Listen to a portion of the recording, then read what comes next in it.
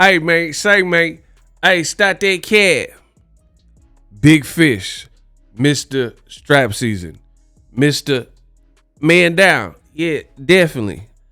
Errol Spence teases a return to the boxing ring, but it might not be exactly what you're thinking in your head. So that's what I want to break down in this video. I'll give you guys all the details. Let's take a look at it, shall we? Now, make sure you follow me, Best in the Business, and it's not even close. This is my Instagram. Link will be in the description. Also, if you're watching this video, hit the subscribe button for all your boxing news. It goes a long way when you guys hit the subscribe button so you don't miss a thing. Now, I made this graphic. Hey, stop that cat. Errol Spence Jr., he warns of a return anywhere from 154 to 160. So junior middleweight or middleweight, which might be a shock to some people, right? What am I talking about? Well, in the graphic, you see he posted basically Omar from The Wire. Rest in peace to Michael K. Williams, right? Character from an HBO series, one of the most popular HBO series behind maybe The Sopranos, right? And everybody feared when Omar came. That's, if you haven't watched the show, that's basically, and it's played by Michael Williams, right? So he posted this, which is a notorious hood classic, if you will, an HBO classic, where Omar was coming. Omar is in Baltimore, and everybody started running and fleeing. Errol Spence posted this to his story, and you see I circled it. It says 154 to 160. 154 to 160. So obviously we know he was a welterweight. He said he struggled to make welterweight and maintain that for his pro career, basically. And after losing to Terrence Crawford, he was due for a move up. We haven't seen Errol Spence since the Terrence Crawford fight, but as you mature, when fighters or men in general, they hit that 3-0 mark, you'll start to notice things change. Your body, when you're 18, 19, especially early 20s, your body is real forgiving.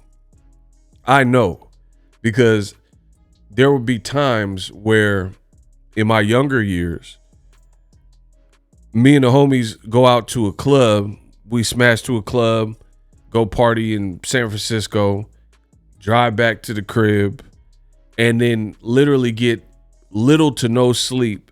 And then I would work an 8-hour job. This is what we did. You know what I mean?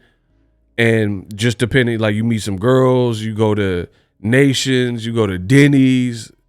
That was the move, right? And before you know it, you get home real late. You got to work an opening shift at your job.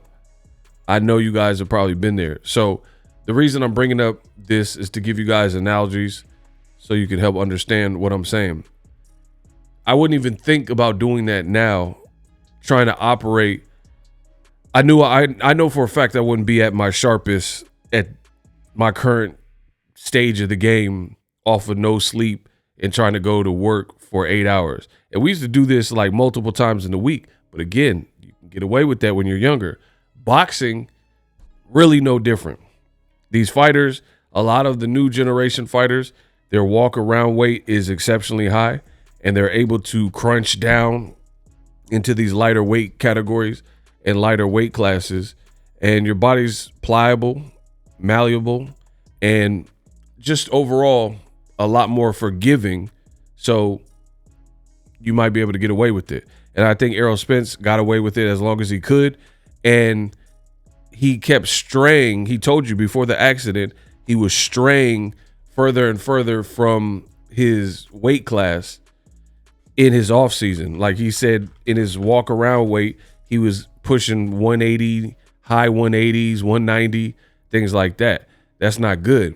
And I think, you know, him wanting to realize maybe a childhood dream of being undisputed, thinking he could beat Terrence Crawford, he had the worst night of his professional career. So it does happen. So I'm not surprised to see 154. Really, I'm not surprised to see 160 either, because again, he's over 30 now. He's been out the ring, and this is recent pictures of him. And I don't know how much he weighs. It looks like he's doing some type of maintenance, but as he's gotten older, you know, you start to fill out more. Point blank, period. And when you're making millions, you probably want to eat good. You got a family, you got kids, you know, you want to live life. So Errol Spence, it's sounding like either 54 or 160. I don't know what's up with the Sebastian Fundora fight, but again, on my channel, I don't want to do a bunch of speculation videos to waste everybody's time. There's a lot of low quality content in the game right now. People clickbaiting, making up stuff, going off of like flimsy rumors, and it's boring, because what happens is everybody wants to be first, but they don't even care if they're correct. It's not that serious to me. So for me, I'll cover the news as soon as it's real news. Errol Spence, I'm going off of something he posted. Don't know if it's 54, if it's 60, nor do I know who he's fighting next. And I told you on my channel, if I don't know, I don't pretend to.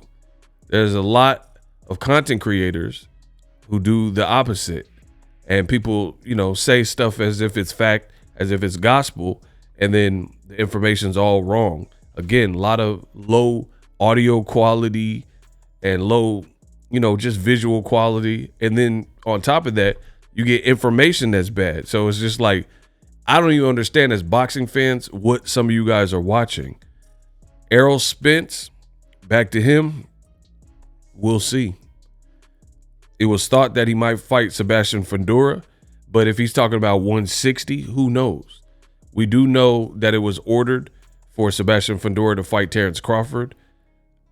I don't really see that fight happening, but again, I'm not going to do a bunch of speculation. What we do know for a fact is what I just told you guys.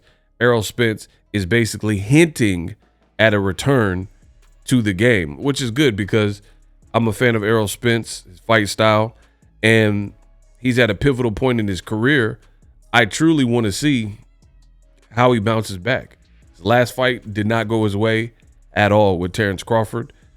I think there were some things and complications. The other thing to consider is Errol Spence has had a misunderstanding, if you will, with Derek James. So he's no longer his trainer, and I believe they're in a legal battle.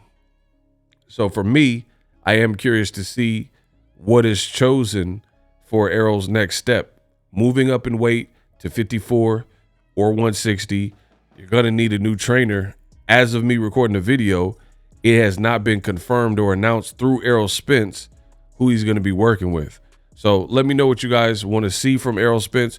What weight class do you think he would have success or the most success with? And also, who do you want to see him training with? For more boxing, again, hit the subscribe button. That is the latest from Mr. Man Down strap season. I will keep you guys posted as soon as there's more information made available.